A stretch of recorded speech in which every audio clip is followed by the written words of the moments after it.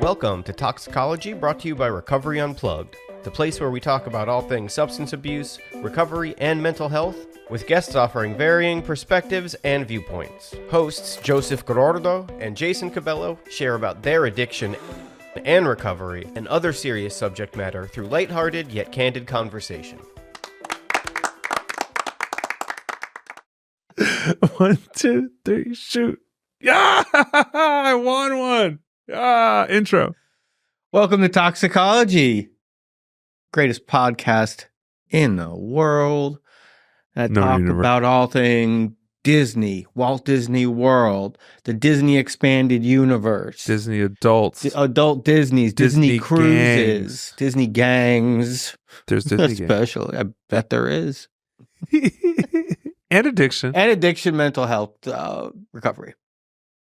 I'm Jason Cabello. This is Joseph Gordo, and we're coming at you, reunited again. We had another off. It seems like every other one we have on and off. Sometimes we're together, sometimes it's independent. But I think we're growing to the point where it's like, I think the Talksicology name is out there. Like you know what you're gonna get. You know you're gonna get quality podcasting, quality podcast with relevant topics. You're going to get some entertainment, a couple chuckles. Maybe Maybe a tear. Yeah, or two. Two? Ooh. 1 chuckle, 2 tears. That's the magic formula. Chuckle, tear. Or 1 chuckle for every tear. Yeah. We like to keep balance here. Chuckle, tear. Laugh and you cry. It's like that episode of Futurama with the little puppy. Oh, yeah. Oh, yeah. man. That's a good one. Oh, my 12... Jackson is watching Futurama right now. Oh, nice. And he's blown away by how much of the show I remember. Because, and there's all these little Futurama references that I make all the time that he's now getting. Were you more of a Futurama than a Simpsons guy? Yes. Yeah. I mean, Simpsons, golden era Simpsons was great. First, 5 seasons, 6. I think. Something like that. But then I was prime Futurama age. Yeah. I think it's definitely Simpsons for me, and then King of the Hill, I think, and then those are my animated adult. They're bringing back King of the Hill. Really? Yeah. Nice. But the guy that played Dale just died. That's right. Yeah. You can't replace Dale. So I don't know. Rusty Shackelford. Yeah. So, how's life? Life is good. Got a little battle scar here, but other than that, did you fall off your skateboard? No, it's actually from soap. If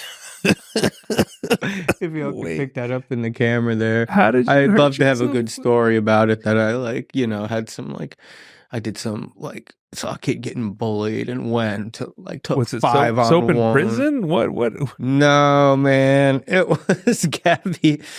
My girlfriend Gabby bought some skin bleaching soap for spots and stuff, and I'm like, oh well, I'm a man at the age who's getting some liver spots. Is it kind of like a bright yellow? Yes, yeah, it smells like oranges. Yeah. So Gabby got that. Told me not to use it, so of course I say I'm not only going to use it, I'm going to exfoliate my skin at the little part. I have this little brown. It's no longer a freckle; it's growing, and it looks like it makes me feel old. So I'm in the shower and I scrub it, and then I put that stuff on, and then I come out, and 10 minutes later, I'm just like, well, it still tingles. Gabby sees me and she's like, I say, don't use the soap. And me, I'm like, I'm going to use that soap. Yeah. She's hiding the good stuff from you. Let's see if I can't get it under my skin as well. So, wow. Yeah. That is, well, you know what though? If that's your biggest problem today, shit's all right. Yeah, man, my problems seem to be getting a lot more, I have a different class of problems, and not saying that they're more problems. I'm saying the problems that I have now are just things that would have been luxuries at any other point in my life. Well, they're manageable. Yeah, right? That's what it is, yeah. man. My problems are manageable. Yeah. And it's even if it's a financial problem now, which I never thought I would ever in a million years, even because I was using so much and into such advanced age into my 40s where I couldn't comprehend that somebody could go. I remember driving past a lawn furniture store in Florida. I mean, not lawn furniture, pool furniture, because they have stores specifically for pool furniture there in Florida. Yeah. And I'm like, There is nobody in the world who has enough money to just walk in and like be like, I'm gonna buy pool furniture. $10,000 worth of pool. Yeah, or whatever. $500 worth of pool furniture. Yeah. You know, and it's like I just remember being like down and out and being like, I can't believe people in the world have this kind of disposable income where they could do stuff like this. And now it's like a bill comes up and I just pay it. So it sounds like what you're saying is that the notorious B.I.G. was wrong, and that it is not, in fact, mo money, mo problems. There is mo problems, but I just have better credit now. Oh man, credit's such a scam. Is it? Yeah. Oh, it has. Yeah, it is. It's all rigged. The whole system. Yeah. How so? I don't want to get into it, but credit is important. Yeah. Credit is important. You know, I am forever grateful. Did I talk about this on the show already? I feel like I have. I don't know. I think we talked about the fact that I never ruined my credit. I just didn't have credit. Me too. Same. Yeah, we have talked about that then, because like I was too stupid to even know that I could have fueled my addiction more if I would have compromised my credit. So I just I got clean and saw a shitty credit score, but then I saw that it was manageable and the whole well, you know, I think sometimes, like, you know, we are a recovery podcast, right? And I think, you know, the NA step 1 is the same as the AA step 1, right? Correct. Except just same steps. Yeah. We stole them. And thieves. Yeah, it's all right. Yeah, typical NA. Yeah, very typical. But, you know, I remember, you know, working with sponsees, one thing that I always try to hammer on with them is everybody is pretty good about the first half of the first step, right? They're like, you know, that, you know, you can't do drugs or alcohol anymore, right? Right. But the second half of it is admitting that our lives had become unmanageable. And that's something that I think is a little bit more nuanced and a little deeper, right? Because, like, as we mentioned, right, neither one of us has perfect lives. Right. Pretty good lives, maybe great. Yeah, I would say my life is great. But, like, there's still problems.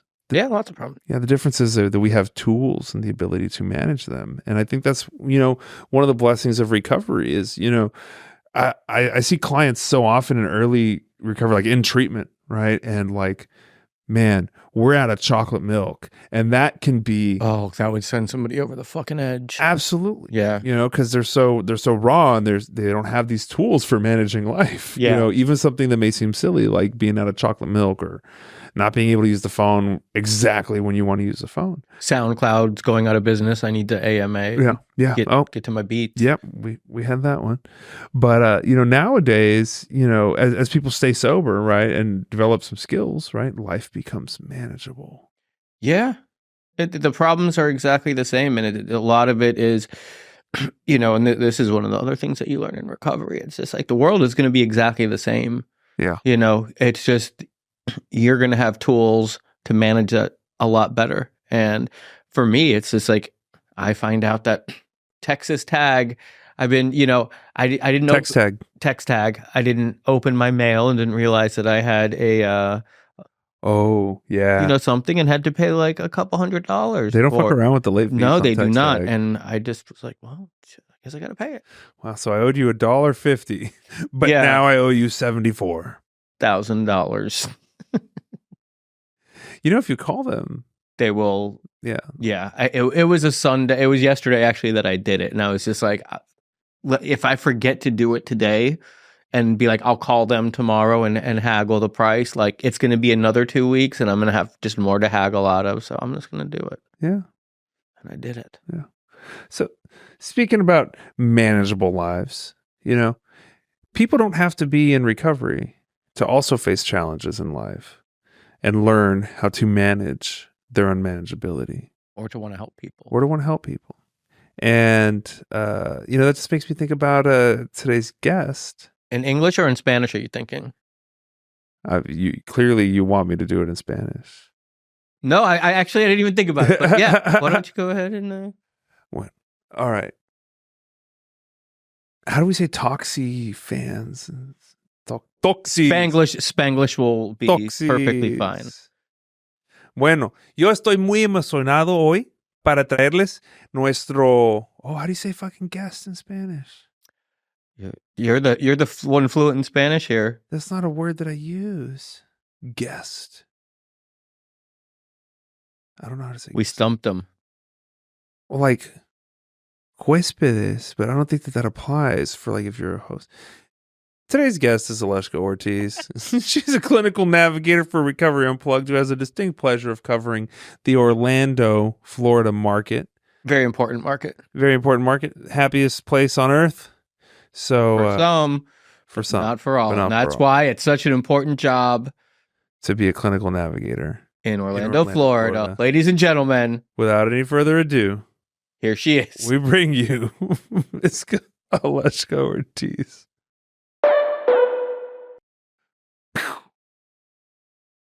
Aleshka Ortiz. Oh my God, it's Aleshka Ortiz.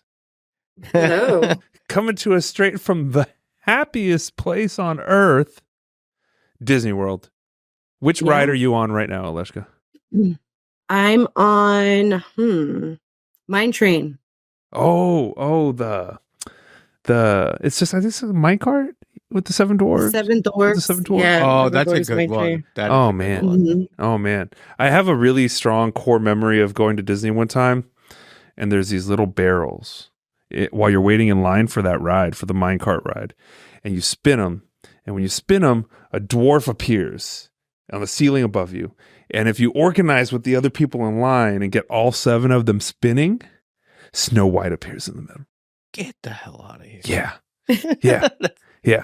It's amazing. I've never seen that. I am a Disney adult now. I think you could call me. I've Yeah? been- since so I went to Disney for the first time since like 1998, probably. Yeah. A couple months ago, and I loved it. And I want to go Oh back. man, So far, there's a it's couple fun. great episodes of Flightless Bird. Mm-hmm. About Disney adults. Aleshka, how often do you go to Disney World as a Orlando resident? I go a lot. I'm gonna be honest with you guys. I'm there like Friday nights, sometimes during the weekends. I also do like private tours for Disney. Do you really? shut up. So yeah, I do. So I'm there quite often, actually. So you've been inside of like Club 33 and in the tunnels and all that kind of stuff? No. So I work with families that just don't want to wait in line for the Oh, lines. oh. So I just know how to work with their system so that they are having the most time Oh my God. riding the rides. Well, You're this like is a all we're Magic going to Pass talk hacker? about today. No, I'm it's sorry? Genie Fast Pass, right? Genie Genie Plus. Yeah. Well, I'm clearly out of my element on this one. You guys just go ahead. No, my children desperately want to move to Orlando, Florida.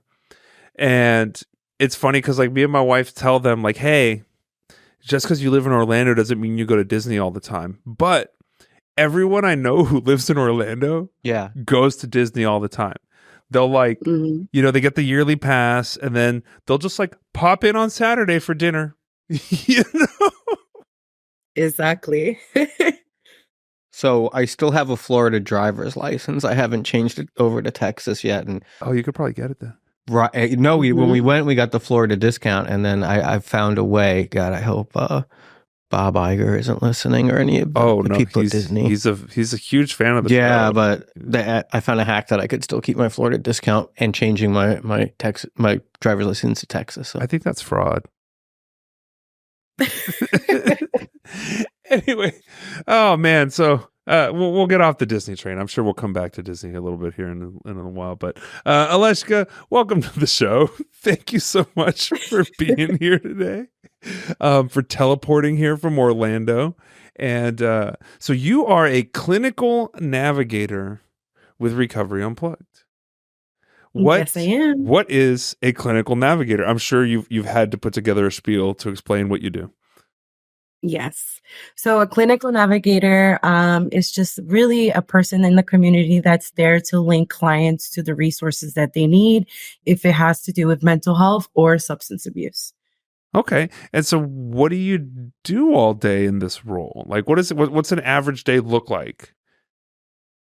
So an average day requires me to be out in the community, going to the hospitals or treatment centers, just letting them know that I am here to assist if they do have a client that needs resources for mental health or substance abuse, as well as making contact with these clients and walking them through the process and giving them some information on Recovery Unplugged and how we can help. Awesome. So we talked a little bit before the show, and you revealed to us that you are not in recovery. Now, I know. we're not going to hold it against you, right?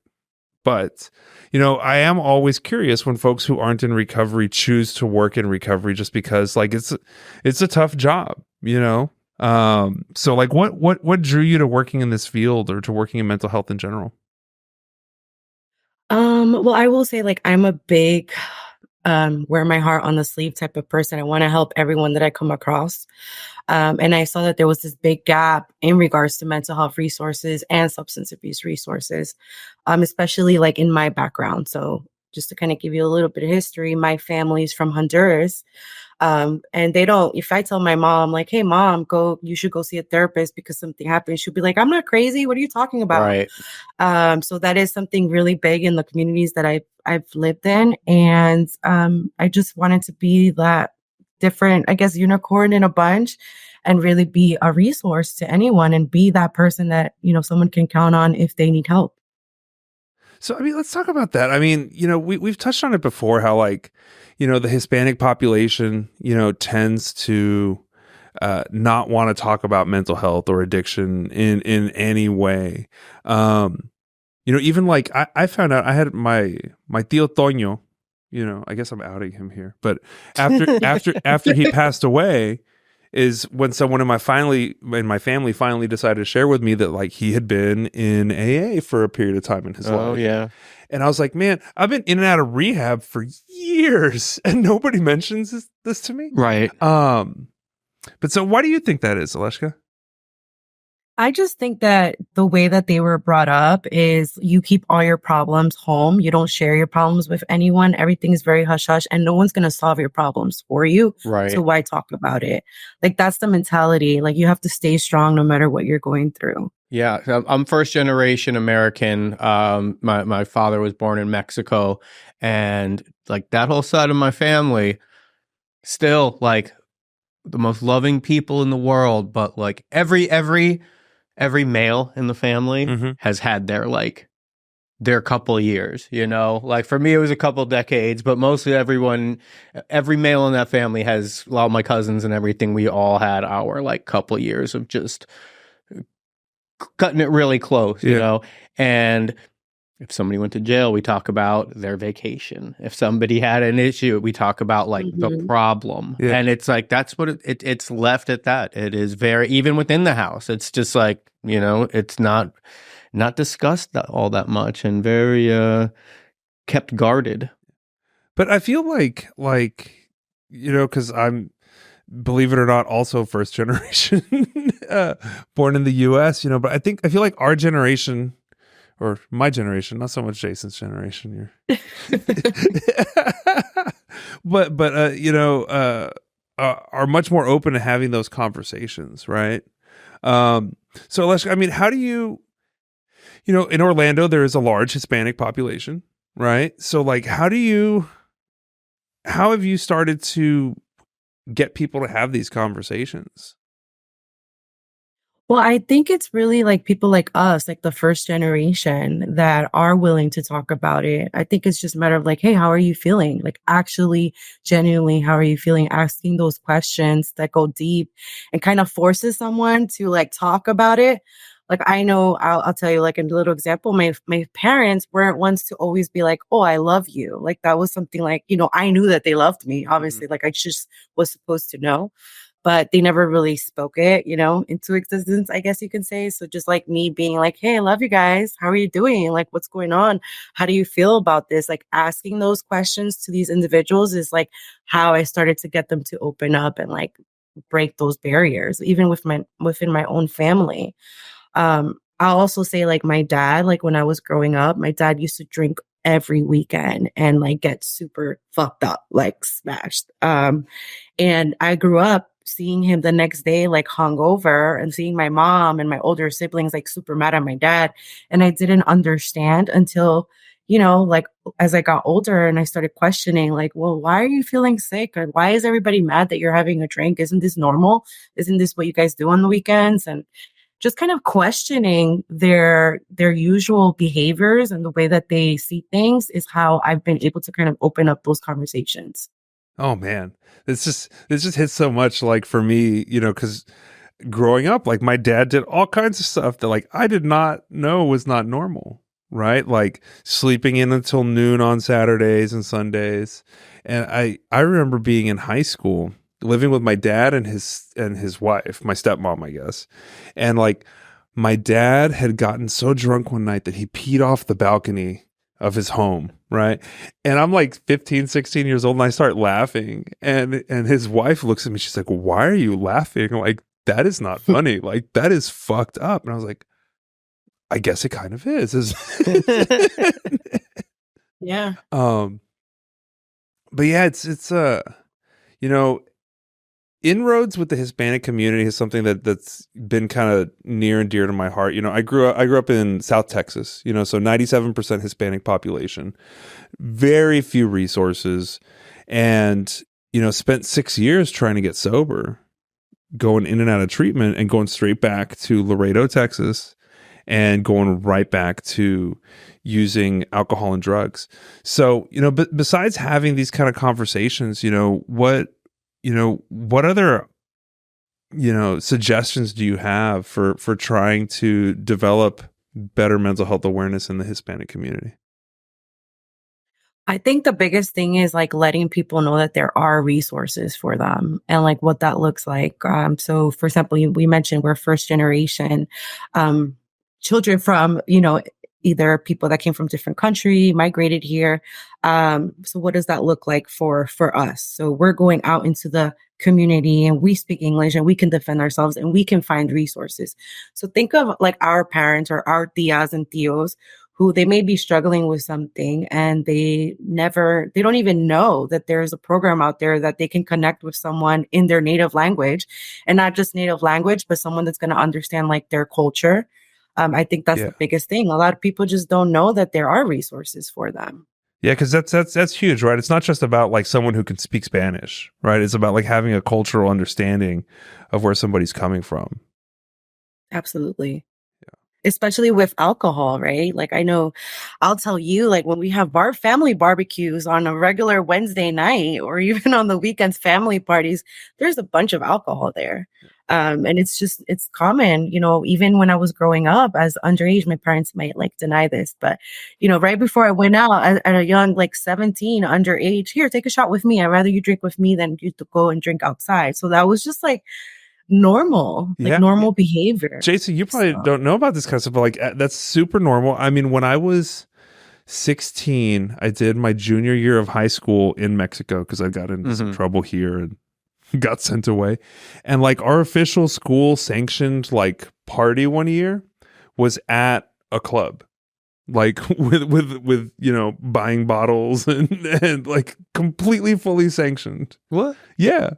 Wow. That sounds like fun. Or like the stereotype of buying a couple cases of beer for like a 5-year-old's birthday party. Like absolutely true. Yeah. Mm-hmm. Absolutely true. Those are the parties that are most lit, like the kids' birthday parties. Yeah. And there was many a party where I was like 7, 8 years old, falling asleep on some chairs because the party was still going. And it was.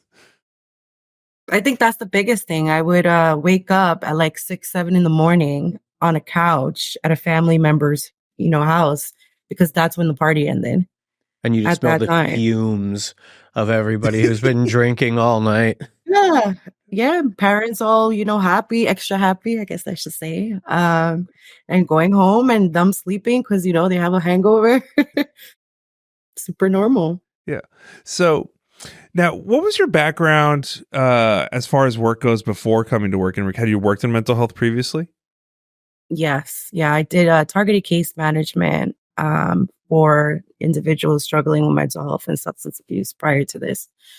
So was always really active in trying to link people to resources in the community. So Aleshka, even I guess then before Recovery Unplugged, like what first drew you to have a heart for this work? Because like it is extremely demanding work. So I will say I had no idea that this was, I'm going to be honest with you, a line of work. I went to school for early childhood education. I wanted to be a kindergarten teacher. And then I got this opportunity to work at a mental health clinic. And there I would work with the psychologist and the therapist, and I would read their notes just to make sure like we were, how do you say this? Like I was reading their notes to make sure that the information that they were putting and the day that they were seeing the clients was like applying accurate. Stuff. Exactly. Yeah. That was Now, the word I was looking was that for. like part of school, like kind of an internship thing, or? No, it was just something that I was hired and I was helping out. So at one point you were like, teach kindergarten Or work with people with severe mental health issues, and you were like, severe mental health. Yeah, but I didn't even, to be honest with you, I didn't even know what I was getting myself into. Yeah. And then I'm there and I'm reading these notes and I'm seeing like all this crazy stuff that children, adults are going through. And I'm like, at first I was just like, what? Like, is this really happening? Like how grandpas, fathers, like just crazy stories right here in my town, like Orlando, Kissimmee area. And the more that I started working there, the more that I was like, man, I want to do more. I don't want to just be here reading this. I want to be on the other side. I want to help. What does that look like? And that's what really opens up my heart and my mind to want to do this. That's awesome. And so between that work and moving over to Recovery Unplugged, what else has been kind of eye-opening? Like you mentioned how reading those notes, you realize like, oh my God, like I can't believe these things happen here. Right. How has that theme kind of continued in moving over to work for Recovery Unplugged? Well, I will say like I went through a time in my life, that I was struggling with my own mental health. And I had situations going on at home where my family was very supportive because they love me, but they were just like, all right, get over it. Like, just be strong. Just do what you got to do. Yeah. And then I have 2 little ones. So I had to stay strong. Like I had to just keep going no matter if I wanted to just lay in bed all day. So I think it was that really just made me be like, this is not right. Like this is not right. Like I should not have to be going through this and like just have to act like everything's okay and smile while internally I'm like dying. So as the days progressed and everything, I really felt like I wanted to be that advocate for someone else that maybe was afraid to speak up and they just needed that one person to tell them, hey, what's going on? And that I could be that one person that initially will give them the access to help that they need. Because I didn't have that. Yeah. Yes. Because in the Hispanic culture, we're very much like here, like, no, you're fine. Right. Let me make you some food. And let's distract from the thing. Yeah. Right. So you never had someone who you were comfortable with, who looked like you, who understood your culture, who was like, hey, Aleshka, like, tell me what's going on, and gave you that space to be like, okay, here's what's going on. I mean, would you mind talking a little bit more about like what specifically was going on with you that kind of led to this crisis? Yeah. I haven't talked about it like publicly like this. So let's do it. I will say. So I was, initially I grew up with a very strict Hispanic household in the sense of we didn't talk about anything that we should talk about, like, alcohol, drugs, sex, like none of these things were things that you were talked about. It was just don't do them. That was the thing. As growing up in a strict household, I got married very young. I was 21. I got married, had my kids. It was a military member, was away. That was my first time away from home, kind of figuring out the world. Through the midst of that, 6 years in, I found out that there was infidelity and this person had gotten someone pregnant. And I was at home, just had my newborn daughter. And that just really turned my life upside down. I was by myself with my 2 kids, and I had to really figure it out. I had no resources initially at that moment because of how messy it got with this person. And it was just it became very toxic situation. To my family, it was more of, hey, you're getting a divorce. Everybody gets divorced. Like, what's the big issue? So big deal. But they Right. Yeah. It was just, you're not gonna be the first person. Like, just leave him, get over it. But to me, it was more than that. This was like someone that I spent all my 20s with. This was the father of my children. It got so toxic that me and him were just like, it was just emotionally abusive. It's gotten to the point where we were physical with one another. It was just a really unhealthy situation, and nobody knew that this was going on. All they saw was me showing up with my kids to the house. Hey, everything's okay. Like Yeah. this a fake mask. Yeah, and with the kids, you have to kind of put on that happy face for them, right? Because you want to shelter them from as much of this as you can.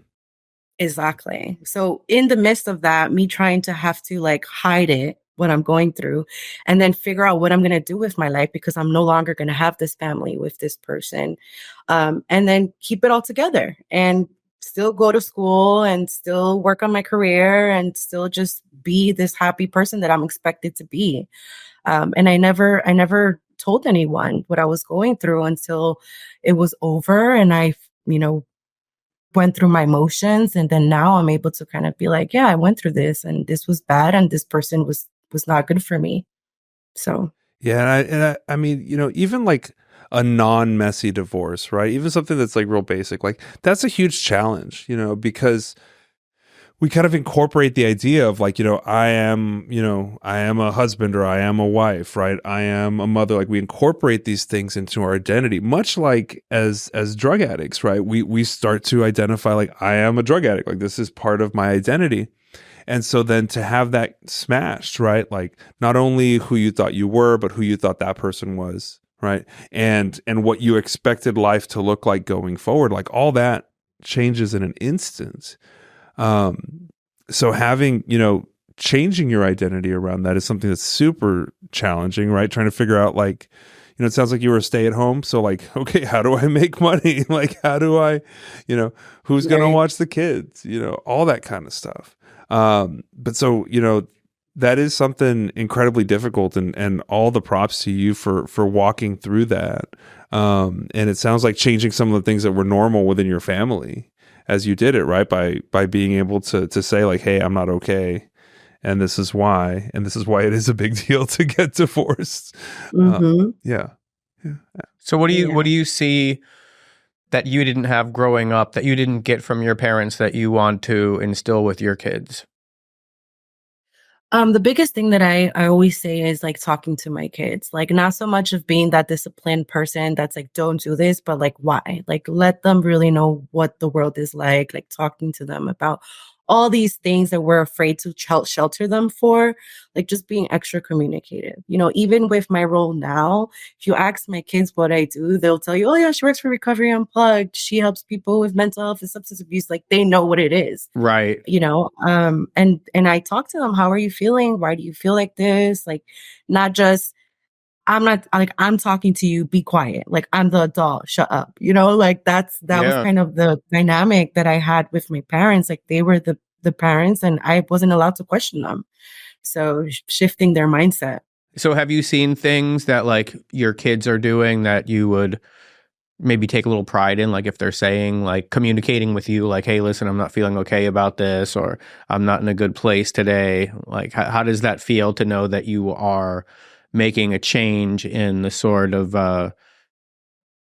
because what do they say about like hurt people, and then not even so much hurt people, but like not communicating about stuff, not holding stuff in to let them know that it's okay if they need to talk about something, that they can. Yeah, I mean, my daughter, so she's 6 years old, and the other day I gave her an attitude. I was just like stressed out, and she was like, I really don't like it that you did that, like that you talked to me that way. And I was like, Oh my God. Mom, I think you need to go do some breath work and meditate right now. So I have a sick, well, she's about to be 6, like in 2 weeks. Ella, I have a 5-year-old girl.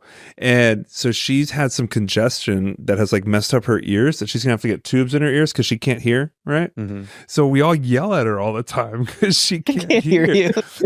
And so, but some days are better than others. And the other day she's like, Daddy, you don't have to yell at me today. I can hear you. And I wasn't even like mad at her. It was just like, oh man, that's pretty funny. and she says things like, I would prefer not to do that. Mhm. She was like, prefer? Jeez. Wow. Would you have said that? No, I Like, don't would think you I learned have that word said till I was in college. Right? This is the first time I heard it. Yeah, prefer. It means like you'd rather do something different. Nice. Yeah. Sweet. The more you know. So, I mean, talking about kids, do you find, challenges?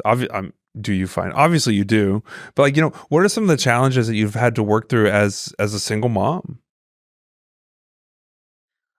I would say keeping it together and managing, like having a social life, work, being a good mom, and then like self love, right? Because I think with that, like I'm so busy with making sure my kids are taken care of, that and work and everything else, that I didn't really take care of me. Like what makes me happy? Like maybe I needed a day to breathe and decompress, and I wasn't doing that. So I think that was the biggest challenge, was being able to like slow down and be like aligned with my soul and what it is that I needed to feel happy. Because if I'm happy, then everything else is going to fall into place. So I think recognizing that was really hard. It was a challenge for me.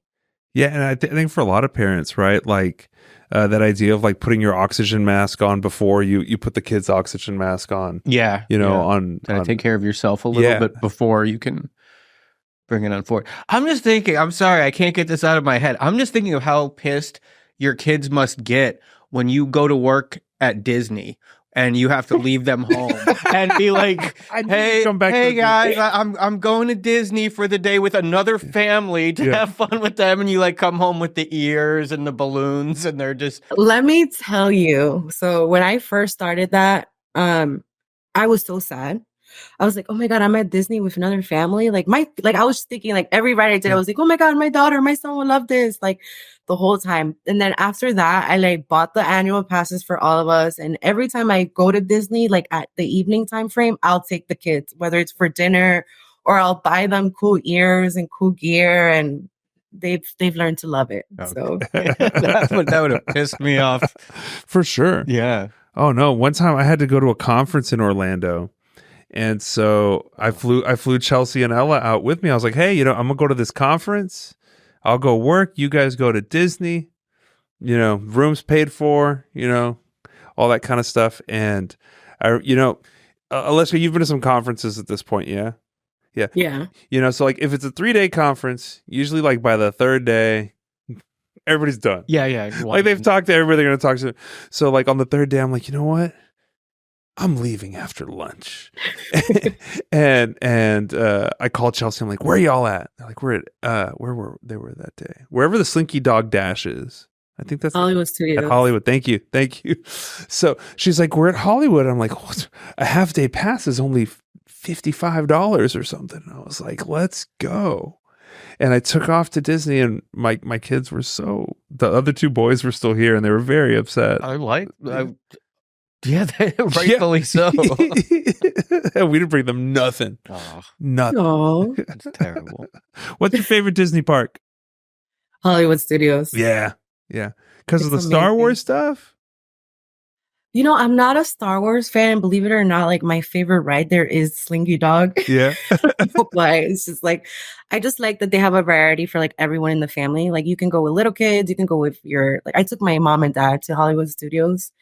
And my dad's like almost 80 years old. So a lot of this technology, he was like so amazed.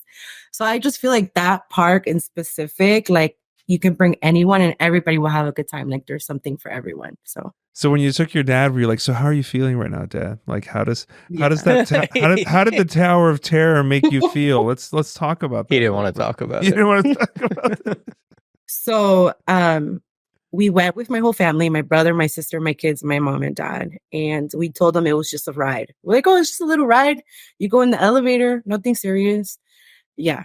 When we were on Tower of Terror and they were sitting down, and then you know how it like shoots you up? Yeah. It was like screaming, like, oh.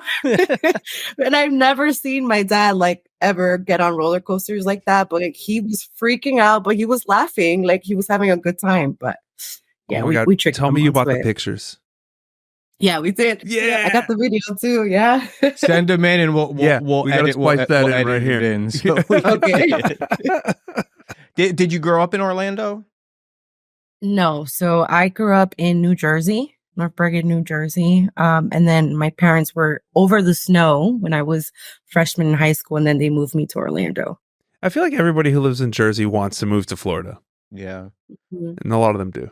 I mean, I had my last run in like Trenton, New Jersey, and then in between there and like Kensington and Philadelphia, and yeah, Florida's a little bit nicer than where. Well, no, let me say Florida's a little bit nicer than the places in New Jersey where I was hanging out. Yeah. Or anywhere in I New think Jersey. No, Okay. some of New Jersey, Princeton is beautiful. I love some of New Jersey is really nice. But anyway, So what do you no love the more most about your job besmirching now? New Jersey's fine name here. I will besmirch New Jersey all I want. It's garbage state. It's supposed to be Garden State, right? Wow. Garbage state. All right. I'm a little offended by that. Yeah. You know what? New Jersey, come at me. I'm just kidding. Starting a New, war here. New Jersey is a perfectly valid place to live. It's fine. It's the most opinionated I've ever heard, Joseph, unless it's a question about ghosts. Well, look, I mean, everybody I've ever met who lives in New Jersey doesn't live there anymore.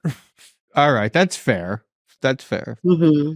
And like the only time I spent my 9 years sober birthday in New Jersey at a Tony Robbins thing in what's that town in New Jersey? Which one? I don't know where the hockey team is. Hoboken? No, I don't it's right next to New York. I couldn't tell you. Anyway, Is it Jersey City? no. It's where the airport is. Newark. Newark. Okay. Newark. Yeah, I was in Newark, and I mean, Newark's not really like, if you're judging New Jersey by Newark, then yeah. it gets better than that. Not the- So we're not Yeah. going to use this one for to get people into our New Jersey facility. Oh, this is. Oh man, I'm just gonna. Jason, you take over, Jason. So tell us some nice things about New Jersey, Aleshka. Well, I will say there's so much culture in New Jersey. Thank you. I grew up in a great town where the food was delicious. And you can get food from any nationality in like one block. There was like 6 different restaurants, depending on what you were in the mood for. Some So, of the best Indian food I've ever had in my life was in New Jersey. Yeah. I know you love Indian food. I do so love there we Indian go. We'll have to go. We'll get out to New Jersey sometime. New Jersey. We'll get out to New Jersey sometime. We'll go on a food tour. I'll take you to Princeton, one of the best record stores in the world in Princeton, New Jersey, and we'll have a good time. We'll make it. Oh wait, you guys mean like New Jersey? Yeah. Like oh, I thought y'all were talking about the New Jersey in Canada. right. Oh man, Good all save. Right. All right, let's pivot here. Aleshka, what do you love about your job? Okay, so I love the different people that I meet with my role. So I'm constantly meeting new people, and then with that, I'm meeting new people with different walks of life and being able to like share like experiences. I love it. I love being able to really connect with others. So Do that's my you favorite. do you ever get much contact with people after you've got them into the program? So it depends if it's like from the beginning, if once, sometimes you click with someone and you're really able to kind of keep in touch, then yes. And I think that's like the best part when you're hearing that they completed the program and they're doing better and they're on their path to recovery. So tell me about your favorite story, a success story from somebody who you've got into treatment. Yeah, let's hear a win because, most of what you see in the news is just, overdose and death. So let's hear a win. So I will say, for example, I recently went to this facility. Actually, it's this organization, Hispanic Federation. And I was sharing with them resources for our Spanish speaking virtual IOP. And I was just, I initially had a conversation with this gentleman, told him what we offer, kind of explained it to him, like how we were talking about, like, we grew up where we're bilingual. We know, I know English, I know Spanish. But if I were to ever be in a situation where I needed help, I would definitely want to be with individuals that can, relate to my culture. And this gentleman ended up calling me, 2 days later and saying, exactly, hey, I've been looking for something where I can get help. I do know English, but I really feel like I would be better in a program that's, understands the culture and they can speak Spanish. And I was looking for resources the moment that you walked into the building. Oh, wow. And then I meet you. And that, like, to me, that was just like validation that, I'm really spiritual and I believe that, nothing happens by chance, like, universe is connected type of thing. And that just validated to me, like, okay, I was at the right place, right time. I met this individual and now he felt comfortable enough to reach out to get help. Nice. So give us your elevator pitch for Recovery Unplugged Spanish speaking program. In Spanish. I was going to say, do it in English and then in Spanish. In English? Yeah. So I'll just be like, hey, everyone, my name is Aleshka Ortiz.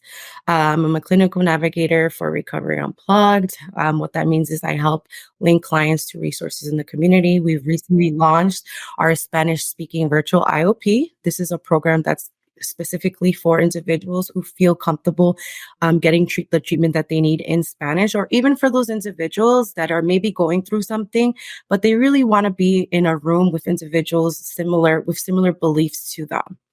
So that's how I pitch it. I mean, it is what it is. We provide mental health services, substance abuse services for these individuals. I know that it can be hard to find the help that you need, especially in this, in the society where there's such a big stigma on asking for help for mental health or substance. But we're here to help you, and that, those stigmas don't exist within Recovery Unplugged. So now in Spanish, please. Okay, I'm going to practice my Spanish. Bueno, hola, mi nombre es Aleshka Ortiz. Trabajo por una compañía que se llama Recovery Unplugged. Nosotros ofrecemos servicios de salud mental y servicios para adicción. En nuestro programa es completamente en español. Te da acceso a un doctor médico para medicina si es necesario, terapia de grupo y también terapia individual. Nosotros también te damos a manejadora de caso que te puede ayudar a conseguir los servicios en la comunidad. Y también lo más importante que te quiero decir es que nosotros usamos la música en tratamiento. Yo sé que a ustedes les gusta mucho la música, ¿verdad? La música es algo que siempre están en los barbecues, en las fiestas, a donde uno va. Y nosotros usamos la música para poder conectarnos contigo. There we go. I know you don't know this, but she did a good job. I just directed a Spanish-speaking commercial, have you know? Oh.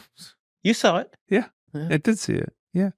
So sometimes I feel like we assume too much about our listener, and that sometimes we use language that we don't that they might not necessarily know, or we gloss over some of the basic stuff sometimes. So real quick, Aleshka, what is IOP? IOP is intensive outpatient services. So it's, I always explain it as it's a higher level care than individual counseling. So individual counseling is usually once a week or twice a week on certain scenarios. If you're real, but intensive, Right. Intensive outpatient is for the extra level of support. So individual session would be, initially for someone who can still keep it all together and have that one-on-one contact. But our intensive outpatient program is for someone their issues are starting to affect them in their workplace, in their relationships. And they really need more than just one session a week. They really need that group support. They need more hands on deck for support. Love it. And then what about, I know people, especially like in the Hispanic community, right? Like, do you take insurance? What is insurance? Like it's, so can people use insurance to pay for this kind of stuff? Claro que sí. Nosotros trabajamos con todos los seguros comerciales and Better, Florida Blue. So what I was saying is, yes, we do work with insurances, most major insurances such as Ambetter, Florida Blue, Magellan. I can give you guys a whole list, but we do work with insurances. Love it. Love it. It's time. Yeah. Yeah. All right. I guess it's time. It's rapid fire question time. It's rapid fire question time.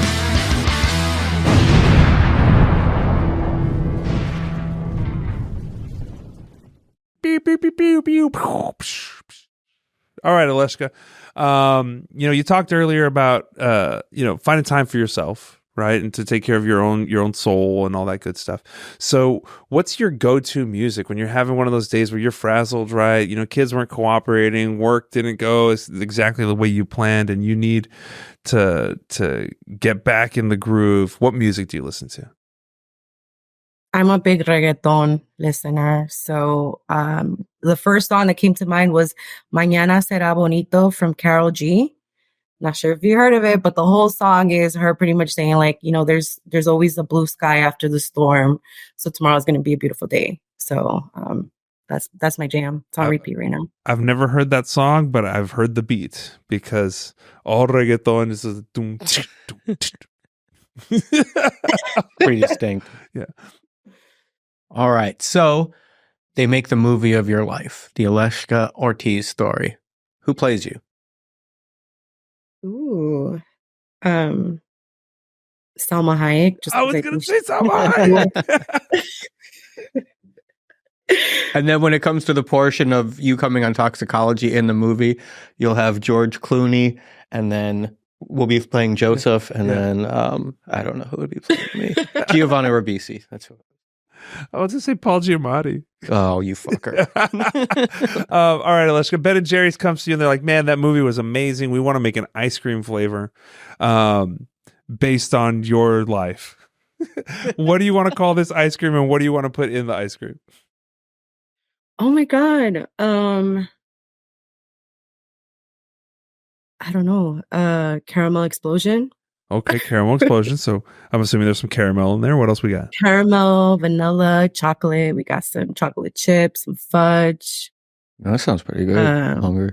Yeah, some cake batter maybe. Ooh. Oh. Cake explosion. Caramel cake explosion is what. God, I haven't had ice cream in over a month. Let's go get some ice cream in the company. Okay. Do you believe in ghosts? I do. Have you ever seen one? I have. I got one. You have to tell us. I've been asking this question for months, and you're the first one who has had the experience. So in the house that I grew up in, I was walking into my room, and there was what I saw, a huge like black shadow figure walk into the closet. At first I was like, am I going crazy? Like what, like I must be going crazy. I didn't really know what to believe, but my dog followed the closet and was barking towards the closet. So at that point I ran out. I was home alone. I ran to the garage and closed the door, and I called my parents like, hey, I'm not going back in the house. I need someone to come home because I can't go back in. So that was my experience. And I've had multiple like scenarios like that in the house happen. So. Oh my God. So your parents' house is haunted, basically. Well, I don't believe it anymore. Like I'm here now and I don't see anything, but my daughter sometimes will say some weird stuff and I'm just like, oh, I don't know. Do you guys have El Cucuy in Honduras? Because in Mexico, the boogeyman is El Cucuy. Do you guys have something similar in Honduras? We have La Chula, I think it's called. La chula. It's like this lady who, like, will come out at night and she'll take them, like she'll seduce the men. Oh, like the long like, white take dress them. lady. Yeah. Yo. Oh, what is it called? I think I said it wrong. I know they made a movie on it. La Llorona. Sorry, La Llorona. There you go. Oh, we have La Llorona in Mexico too. Scary, yeah. Yeah. Okay, Yeah, well, La Llorona, she drowned her babies in the Rio Grande, is the way that they tell it in Mexico. So she drowned her babies in the Rio Grande, and so if you go down by the river late at You'll night, hear her wailing. yeah, crying. Yeah. She's crying about it. All right, okay. Last question. Oh, I didn't think of anything. Oh, no. Okay, you have to pick one to eat for the rest of your life. Pizza or tacos? Tacos. Yes, that's the right Good answer. choice. All right, Aleshka. Well, we're getting towards the end of our time, but I wanted to once more thank you for coming on the show. And one of the things that we like to do is, at the very end, is kind of just give you the floor to say, leave our audience with a message, say whatever you want. The floor is yours. So the biggest thing I want to say is that, being a Latina, I think it's very important that we stick together, especially our first generation, stick together to make that change that we want to see in our community. It's up to us. Initially, we're the ones that are going to bring the new flavor, the new ideas into our families and change the generations to come. So I think it's really important that we stay together, keep open mind, and break that stigma that comes along with mental health and substance abuse. Awesome. Awesome. Well, as I mentioned, thank you again so much for taking time out of your day away from your important work to talk to two knuckleheads like us. We super appreciate it. And to our viewers and listeners at home, thank you for watching, listening. Thank you for following. Don't forget to like, follow, and share. Leave a review, all that good stuff, because it helps us get the word out about important topics like addiction and mental health. So until next time, as we like to say here, there's 1,000 ways in and 1,000 ways out. And we hope you find yours. Your way out. Do.